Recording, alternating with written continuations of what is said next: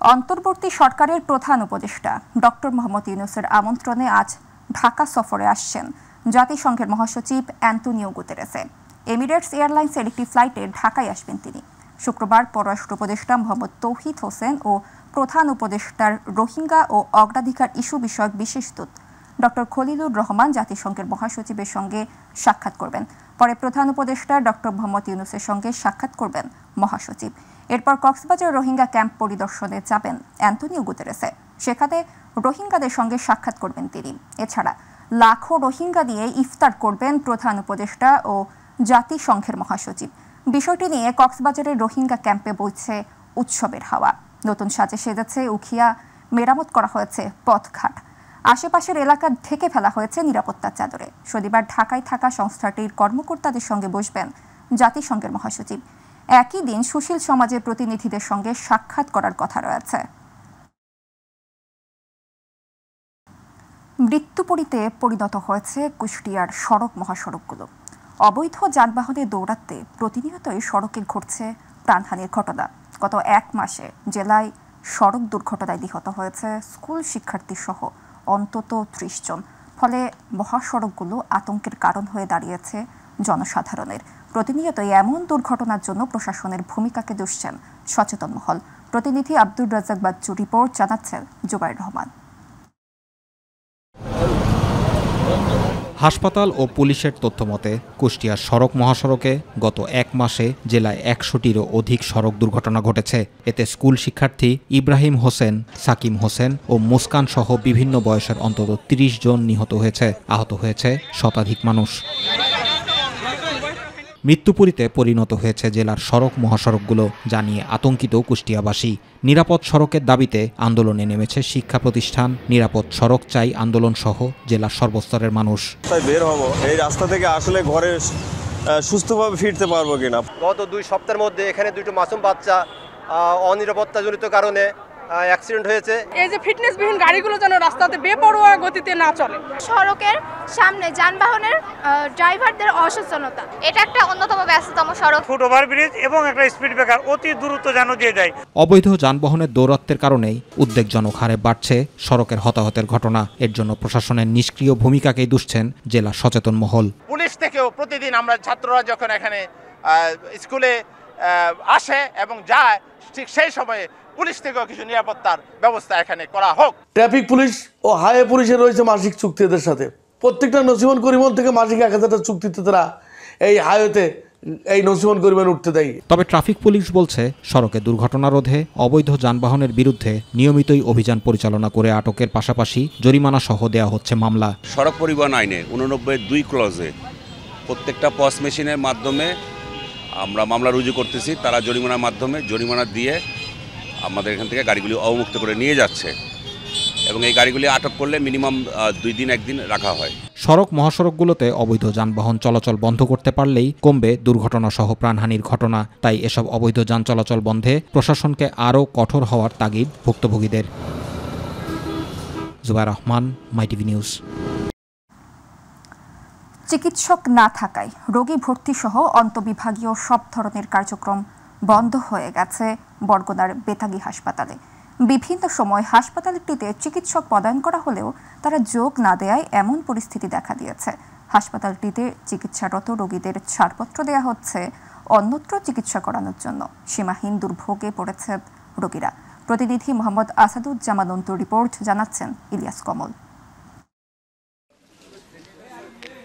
বেতাগী উপজেলা 50 শয্যা স্বাস্থ্য কমপ্লেক্সে চিকিৎসা কার্যক্রম পরিচালনার জন্য 34 জন চিকিৎসকের পদ রয়েছে।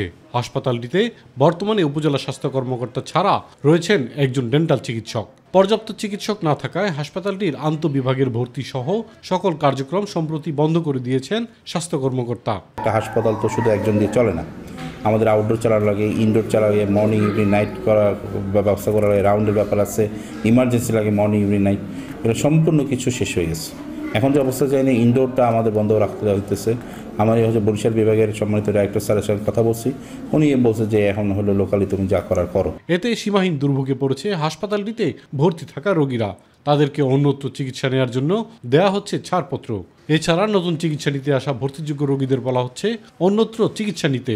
ডাক্তার এখন একজন আইসে যাতে ঔষধ লিখে টিকে দিলে তো বাড়ি যেই করো আর কি করো বলছে তোমরা যেখানে ওইখান থেকে চিকিৎসা নিয়ে যাও না। আমরা কই যাবো, কি চিকিৎসা চলছে না চলছে কোনো এনপত্র ছাড়পত্র পাই নাই। আর এখানে আমরা থাকবো না, সোজা যাইতে হইব, আমরা মনে করেন ফার্মেসিতে চিকিৎসা করব। চিকিৎসক সংকটে বন্ধ হয়ে যাওয়া হাসপাতালটিতে গত বছর ডিসেম্বর মাসে ডাক্তার তারিন খান ও মানা সায়ন্তা ঘোষকে পদায়ন করা হয়, তবে তারা এখনও কর্মস্থলে যোগদান করেননি।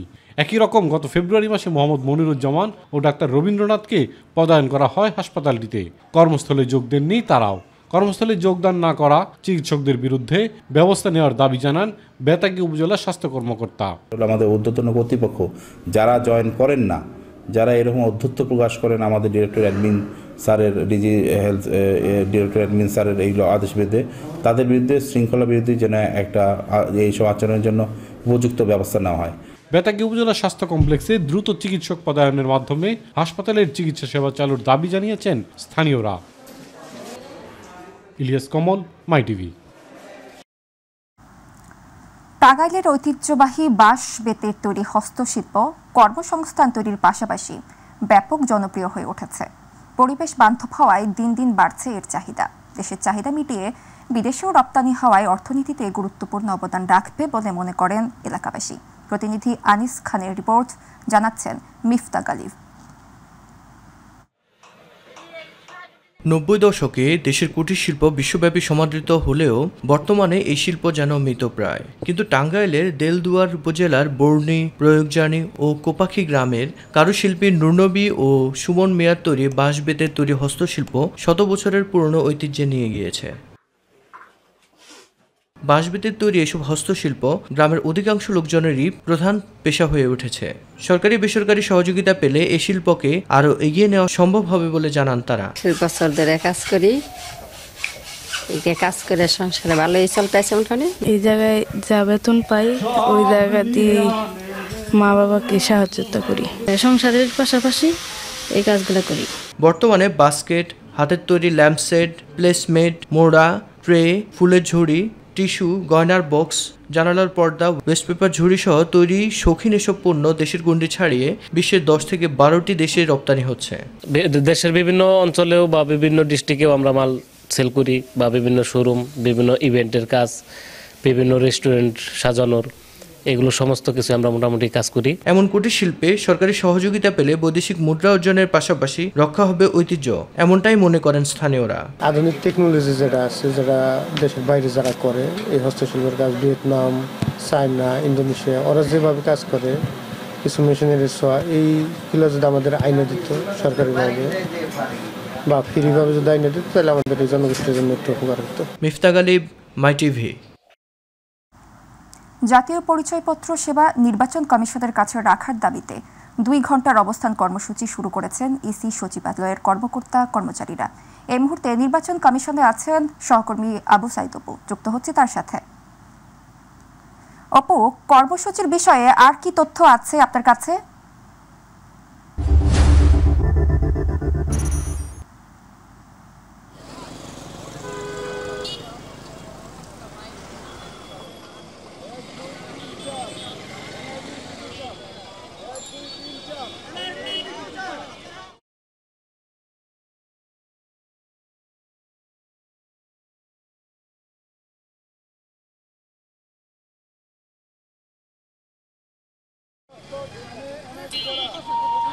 সাবরিনা, আপনাকে ধন্যবাদ। আপনার মাধ্যমে আমি দর্শকদেরকে জানাতে চাই যে গতকালকে নির্বাচন কমিশন অফিসার্স অ্যাসোসিয়েশন যে এনআইডি স্থানান্তরের বিষয়ে প্রধান নির্বাচন কমিশনার এবং সরকারের প্রতি উদারত আহ্বান জানিয়েছিলেন যে নির্বাচন কমিশনে যেন এনআইডি কর্মযোগ্যটি থাকে, সেটি তারা 12 তারিখের মধ্যে সময়সীমা বেঁধে দিয়েছিলেন। কিন্তু সেই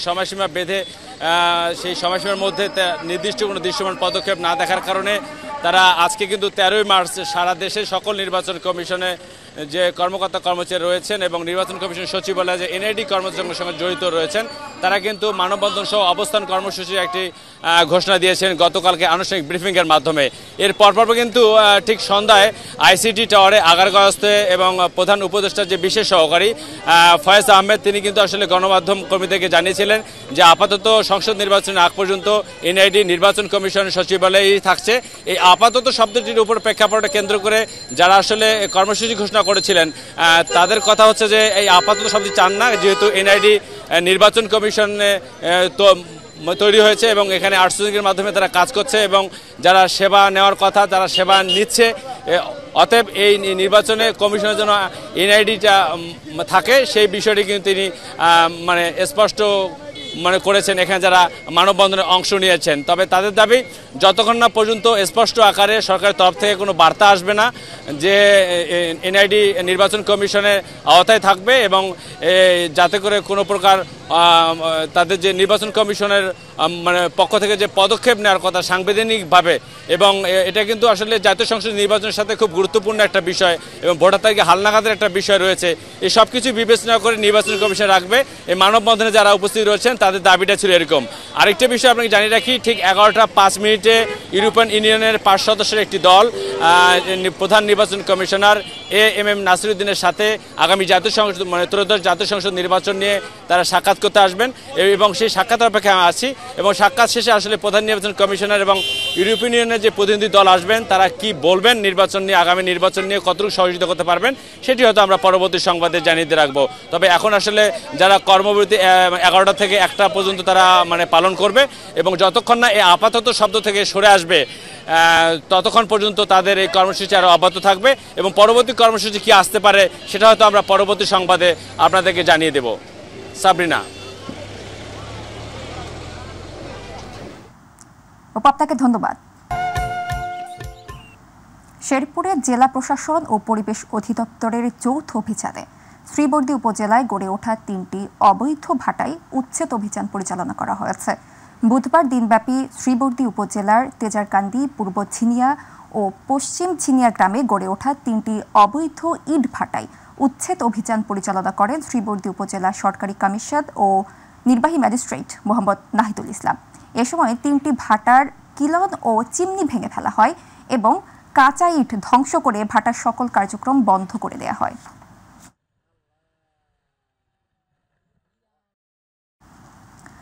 বিএনপি স্থায়ী কমিটির সদস্য ও ভোলা 3 আসনের সাবেক এমপি মেজর অবসরপ্রাপ্ত হাফিজ উদ্দিন আহমেদ বলেছেন, শেখ হাসিনা ও তার পরিবার দেশের হাজার হাজার কোটি টাকা লুটপাট করেছেন। বাংলাদেশে যত রাজনৈতিক হত্যাকাণ্ড ঘটেছে সবগুলোর নির্দেশদাতাও ছিলেন শেখ হাসিনা। বুধবার ভোলার লালমোহন উপজেলা ও পৌরসভা বিএনপির আয়োজনে উপজেলা পরিষদ অডিটোরিয়ামে ইফতার ও দোয়া মাহফিল উপলক্ষে অনুষ্ঠিত এক আলোচনা সভায় প্রধান অতিথির বক্তব্যে তিনি এসব কথা বলেন। লালমোহন পৌরসভা বিএনপির আহ্বায়ক সাদেক মিয়া ঝান্টুর সভাপতিত্বে এ সময় ভোলা জেলা বিএনপির আহ্বায়ক গোলাপ নবী আলমগীর সহ স্থানীয় বিএনপি এবং অঙ্গ সংগঠনের নেতাকর্মীরা উপস্থিত ছিলেন। বড় বড় কথা বলছে, কত জোকার আমরা টেলিভিশনে দেখেছি, কি বলতো খেলা হবে, কোথায় এখন খেলা, এখন আসো না খেলতে আসো পাবলিকের সাথে, আমরাও ক্ষমতা নাই তোমরাও ক্ষমতায় নাই, আসো কে কত খেলতে পারো। এই ধরনের দুর্বৃত্তরা শেখ হাসিনার সহযোগিতায় বাংলাদেশের রাষ্ট্র ক্ষমতায় এসে গিয়েছিল।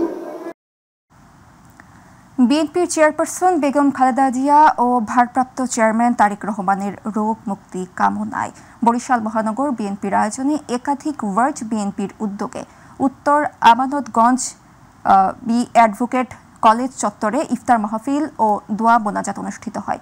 ইফতার মাহফিলে সভাপতিত্ব করেন মহানগর বিএনপির সিনিয়র যুগ্ম আহ্বায়ক আফরোজা খানম নাসরিন। বিশেষ অতিথি ছিলেন যুগ্ম আহ্বায়ক আবু মোসাম্মদ কাজল, হালিম মৃধা, জহিরুল হক লিটু, নওশেদ নান্টু সহ মহানগর বিএনপি ও বিভিন্ন ওয়ার্ড বিএনপির নেতৃবৃন্দরা উপস্থিত ছিলেন।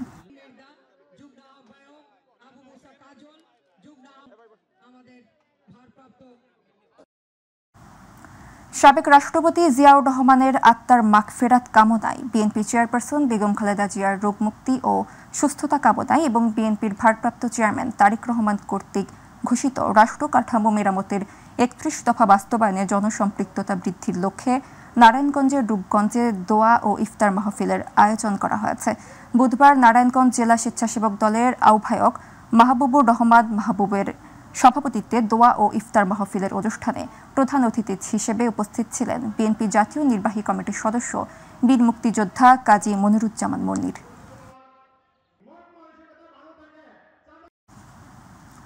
ঝিনাইদহের মহেশপুরে বাংলাদেশ বিএনপির নামে অসত্য, ভিত্তিহীন, মিথ্যা, বানোয়াট সংবাদ প্রচারের দাবিতে প্রতিবাদ সমাবেশ করেছে মহেশপুর উপজেলা পৌর ও বাঁশবাড়িয়া ইউনিয়ন বিএনপি। উপজেলা বিএনপির সভাপতি মেহেদী হাসান রনি সভাপতিত্বে প্রধান অতিথি হিসেবে উপস্থিত ছিলেন কেন্দ্রীয় বিএনপির তথ্য ও গবেষণা বিষয়ক সম্পাদক আমিরুজ্জামান খান শিবল। এছাড়াও জেলা বিএনপির সভাপতি এম.এ. মজিদ, জেলা বিএনপির সাংগঠনিক সম্পাদক সাদিদুর রহমান পপ্পু, যুগ্ম সাধারণ সম্পাদক আব্দুল মজিদ বিশ্বাস, উপজেলা বিএনপির সাধারণ সম্পাদক দবির উদ্দিন বিশ্বাস সহ অন্যান্যরা উপস্থিত ছিলেন।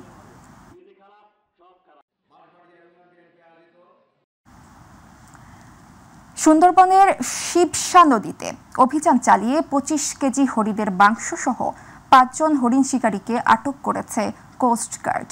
বুধবার খুলনা দাকুব এলাকা থেকে হরিণ শিকারী মোহাম্মদ ইমরান গাজী, আব্দুর রহিম, রুকন উজ্জামান, আবু মোসা এবং মোহাম্মদ মামুনকে আটক করা হয়। কোস্টগার্ড পশ্চিম জোনের মিডিয়া কর্মকর্তা লেফটেন্যান্ট মাহবুব হোসেন এক প্রেস বিজ্ঞপ্তিতে এ তথ্য নিশ্চিত করেছেন। কোস্টগার্ড জানায়, গোপন সংবাদের ভিত্তিতে সুন্দরবনের শিবসা নদীতে একটি বিশেষ অভিযান পরিচালনা করা হয়।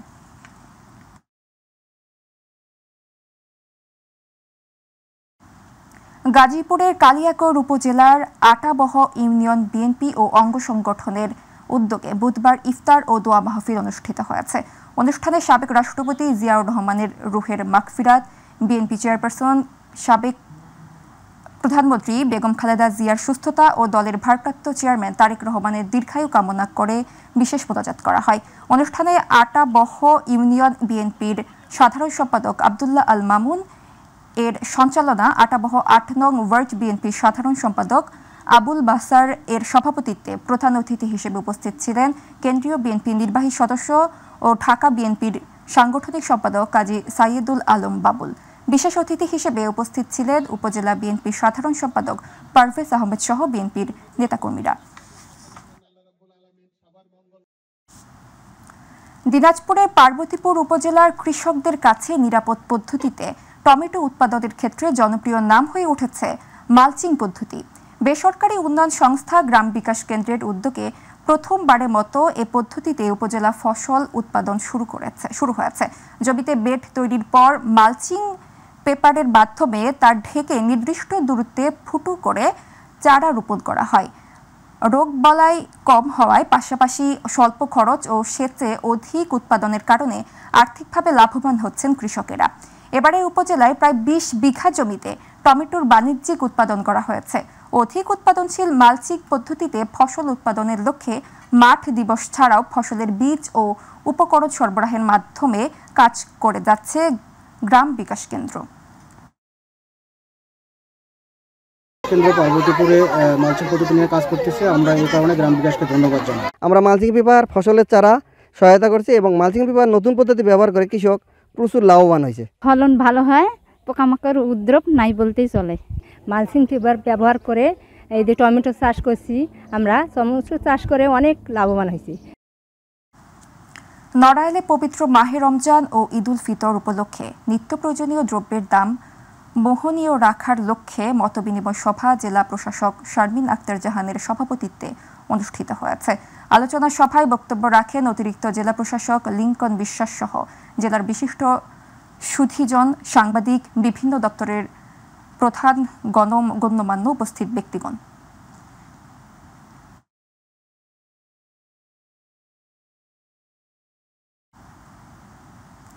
সিলেট মহানগর বিএনপির ভারপ্রাপ্ত সভাপতি ও সিসিকের সাবেক প্যানেল মেয়র রেজাউল হাসান কয়েস লোদি বলেছেন, শেখ হাসিনা ও তার পরিবার দেশের টাকা বিদেশে পাচার করেছে, দেশের সব প্রতিষ্ঠান ধ্বংস করে দিয়ে গেছে। তিনি বুধবার নগরীর মদিনা মার্কেট এলাকায় যুবদল, ছাত্রদল ও স্বেচ্ছাসেবক দলের উদ্যোগে বিগত আন্দোলন সংগ্রামে আহতদের কোরআন শরীফ, তাসবিহ, জায়নামাজ ও খাদ্য সামগ্রী প্রদানকালে প্রধান অতিথির বক্তব্যে একথা বলেন।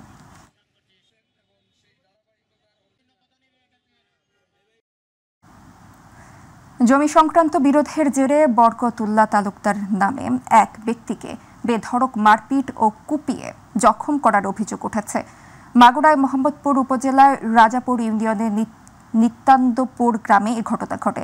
চিকিৎসকরা জানান তার মাথা ও শরীরের একাধিক স্থানে গুরুতর জখম হয়েছে।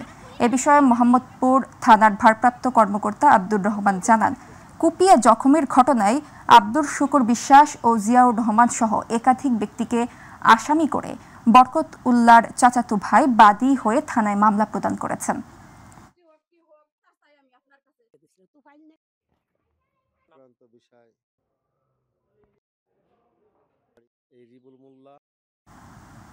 পটুয়াখালীর মির্জাগঞ্জ উপজেলায় দোয়া ও ইফতার মাহফিল করেছে বিএনপি। উপজেলা ঈদগাহ মাঠে দেউলি সুবিদখালী বিএনপির আয়োজনে অনুষ্ঠিত দোয়া ও ইফতার মাহফিল পূর্ববর্তী আলোচনা সভায় প্রধান অতিথি ছিলেন জেলা বিএনপির সদস্য সচিব স্নেহাসু সরকার কুট্টি। উপজেলা বিএনপির সভাপতি মোহাম্মদ সাহাবুদ্দিন নান্নুর সভাপতিত্বে বিশেষ অতিথি ছিলেন জেলা বিএনপির সদস্য সাবেক পৌর মেয়র মুস্তাক আহমেদ পিনু, পৌর বিএনপির সভাপতি মোহাম্মদ কামাল হোসেন, জেলা যুব দলের সভাপতি মোহাম্মদ মনিরুল ইসলাম লিটন, জেলা স্বেচ্ছাসেবক দলের সভাপতি মশিউর রহমান মিলন, সাধারণ সম্পাদক মোহাম্মদ এনায়েতুর রহমান মোহন, ছাত্রদল সভাপতি মোহাম্মদ শামীম, সাধারণ সম্পাদক মোহাম্মদ জাকারিয়া, পটুয়াখালী প্রেস ক্লাবের আহ্বায়ক মোহাম্মদ জাকির হোসেন। শরীয়তপুর জেলার নড়িয়া উপজেলার সুরেশ্বর একতা ফাউন্ডেশনের উদ্যোগে পবিত্র মাহে রমজান উপলক্ষে অসহায় দরিদ্র রোজাদার পরিবারের মাঝে ইফতার সামগ্রী বিতরণ করা হয়েছে। অনুষ্ঠানে সুরেশ্বর একতা ফাউন্ডেশনের সাধারণ সম্পাদক পলাশ রাঢ়ীর সভাপতিত্বে ও কোষাধ্যক্ষ সম্পাদক আকরাম বেপারী ও নড়িয়া উপজেলার যুবদলের সাংগঠনিক সম্পাদক শহীদুল ইসলাম শান্তর পরিচালনায় আরও উপস্থিত ছিলেন ফাউন্ডেশনের যুগ্ম সাধারণ সম্পাদক আব্দুল সাত্তার কাজী, সরিষার ইউনিয়ন বিএনপি সভাপতি আজিজুর রহমান খরমুজ, বিএনপি নেতা ইলিয়াস আহমেদ খান, নড়িয়া উপজেলা যুবদলের সহ সভাপতি জাহাঙ্গীর আলম রাড়ি, সাবেক ইউপি সদস্য আব্দুল আজিজ মৃধা ও মাস্টার আজিজ রাঢ়ী, হুমায়ুন বেপরি, বীর মুক্তিযোদ্ধা আব্দুর রহমান মাঝি ও জাহাঙ্গীর সোয়াল। মাগুরায় মোহাম্মদপুর উপজেলায় মশলা জাতীয় ফসলের উন্নত জাত ও প্রযুক্তি সম্প্রসারণ প্রকল্পের আওতায় বাস্তবায়িত প্রদর্শনীর মাঠ দিবস পালিত হয়েছে। বুধবার উপজেলা কৃষি সম্প্রসারণ অধিদপ্তরের আয়োজনে বিনোদপুর ইউনিয়নের চরপাড়া গ্রামে এই মাঠ দিবস অনুষ্ঠিত হয়। এ সময় ক্যাপসিকাম এর প্রদর্শন করা হয়। এসব জেলা কৃষি সম্প্রসারণ অধিদপ্তরের উপপরিচালক ডক্টর ইয়াসিন আলীর সভাপতিত্বে প্রধান অতিথি হিসেবে উপস্থিত ছিলেন যশোর অঞ্চলে কৃষি সম্প্রসারণ অধিদপ্তরের অতিরিক্ত পরিচালক হাসান ওয়ারিসুল কবির।